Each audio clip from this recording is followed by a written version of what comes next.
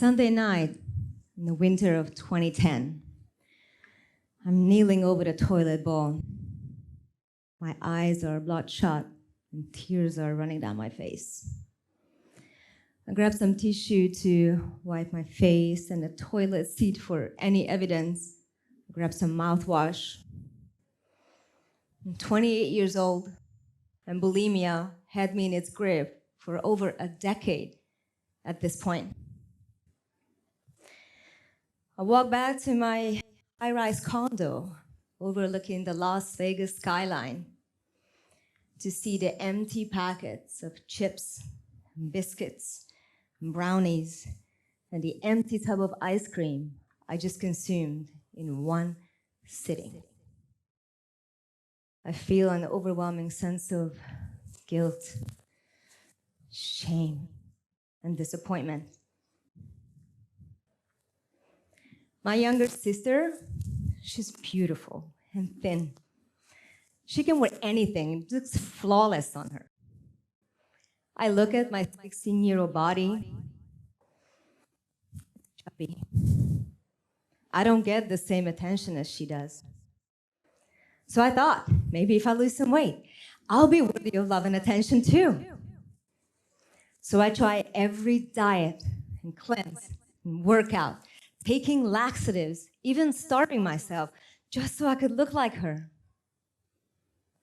But I couldn't stick to any of them because as soon as I would feel anxious, I would binge. It was easier to binge and then throw up 3 times a day than to feel the overwhelming sense of feeling alone, not having any friends at school, and not feeling lovable. The constant fighting against my body took up all of my energy and headspace. My mornings would begin vowing I will eat healthy that day. But by the afternoon, the emotions and the voices in my head would become so loud. You're not worthy, you're not lovable, you don't have any friends, nobody likes you.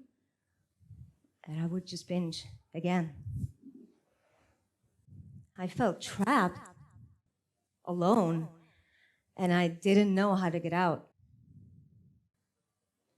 The next 12 years of my life were dominated by this toxic cycle of dieting, sugar addiction, restricting food, and binging, and starving, and purging again. Looking back now, I see it was never about food.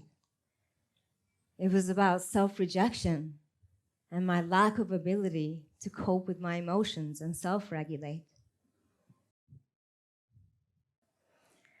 I'm walking out of my room to see my parents in the dining room, smoking and drinking in the afternoon.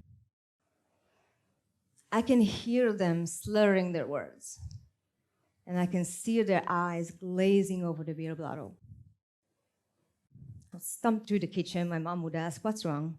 "Nothing!" It's a Tuesday afternoon.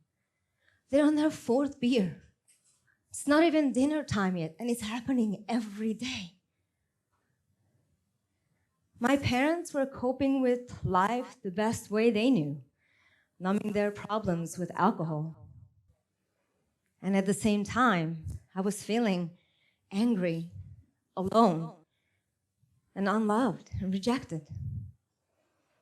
I asked them to stop so many times, but they didn't. Clearly, I wasn't enough for them to stop drinking.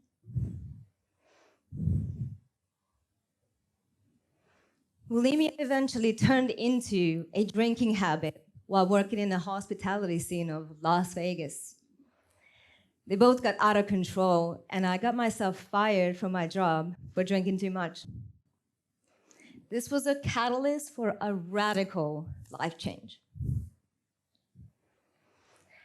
I boarded a plane to Australia to finally be with the man I'd been dating for 6 months.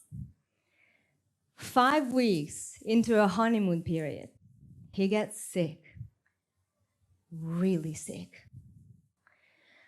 Unknown to me, this begins a healing journey that was to heal me as much as it was to heal him. We go on this healing food diet from a nutritionist, and I immediately start feeling so much better. I feel clear in the head, I feel more energized, and for the first time in my life, I'm free of destructing eating patterns because I had accountability and support.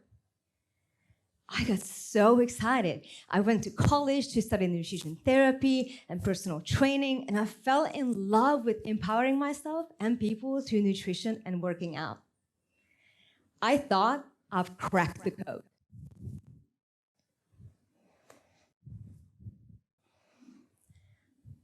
I'm standing on stage with the perfectly sculpted bronze body in front of 10 poker face judges and hundreds of eyes staring at me. Blinded by bright lights highlighting every inch of my body. There was nowhere to hide. I hear, quarter turn to the left, quarter turn to the right. I'm standing there with the fittest body I've ever had. And I can still hear the voices. You should have trained harder. You're not fit enough to be here. Look at all the other women. They look so much better than you. I'm so confused. I thought, if I get the perfect body, I will have all the success. I will have it all. And I will finally be enough. My first strategy to achieve this was bulimia. The second, becoming a fitness competitor. All of a sudden, it was blandly obvious that I kept doing the same thing, except the second strategy looked better and it was socially acceptable. Amongst all the inner turmoil, I hear this voice. Nik, your worth is not measured by how you look on the outside, but how you feel about yourself on the inside. That day, I walked home with metal and the painful realization that deeper healing needed to be done. So I dove into self-development. I read books, I went to courses and seminars and retreats, and I hired teachers and coaches and studied modalities from NLP to hypnosis to somatic therapy, everything you know it. Of course, I hired my own therapists and coaches too. I'm in my 30s, sitting in my therapist's office, complaining about my boyfriend. He doesn't spend enough time with me. What are you feeling, Nik? I'm angry. What's under the anger? Sadness. I begin to cry. I don't push it away this time. I feel the sadness in my body. I was not used to this. My whole life, feeling my emotions, let alone expressing them, I thought was a sign of weakness. To my surprise, within minutes, the sadness dissipated, and I was left with a sense of peace and relief. This somatic practice unlocked me and my freedom in profound ways. It left me with the power to feel rather than dissociate. And this is what made a real difference for me for the first time in my life. So much so that it created a massive shift in my career. People knew me as the lean body coach, helping women get fit. Now, I help women find their inner beauty and value through unlocking their emotions. The more I unlocked my own emotions and the more I started to express them vulnerably, the more my life and my relationships radically transformed. I call my mom, and with love in my voice, I shared with her how I was feeling angry and alone as a child, that I didn't feel supported by her emotionally.